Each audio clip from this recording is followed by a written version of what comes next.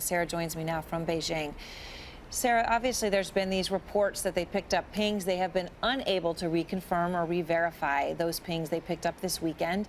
Do you think this could be the plane?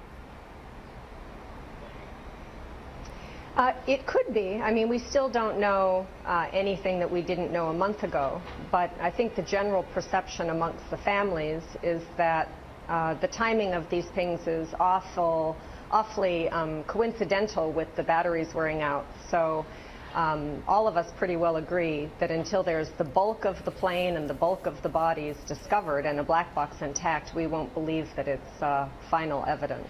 Now, Sarah, you and I have spoken a few times, and last week you said that you believe the plane is still intact. That was the specific word you used, which obviously could mean a lot of things. But what leads you to believe that, and do you still believe that?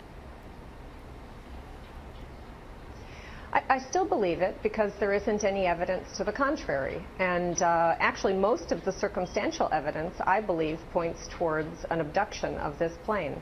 I don't know why, and I don't know by who, but I'm convinced that that plane was taken by somebody.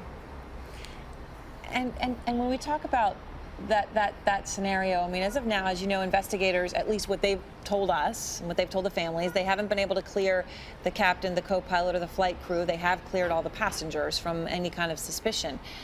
Do you think that when you talk about the plane being abducted and taken, that someone on board, a pilot, crew member, was responsible? I don't think the authorities have given us much confidence in their investigative skills so far, so I wouldn't consider all the passengers cleared, first of all, and I don't necessarily think that anybody from the crew was involved. They could be. We just don't know.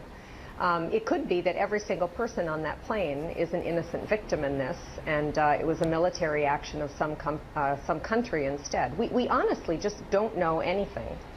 Well, it's a fair point. I mean, and Sarah, you know, you've been talking about sort of your nightmares at night about what might have happened to Philip, the questions that you have. I mean, how are you dealing with the possibility that this plane may not be found, that there may not be an answer?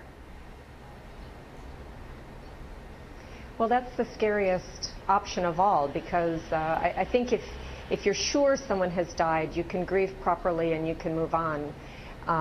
But I'm not willing to move on. I want to fight to find him in whatever form that ends up being. And I think most of the families feel the same way. So we really need to push to resolution from an emotional health perspective. But beyond that, as a world, we have to push for resolution. I mean, this is a really scary thing that happened. A plane, a giant plane filled with people was just taken. That could happen again if it's happened once.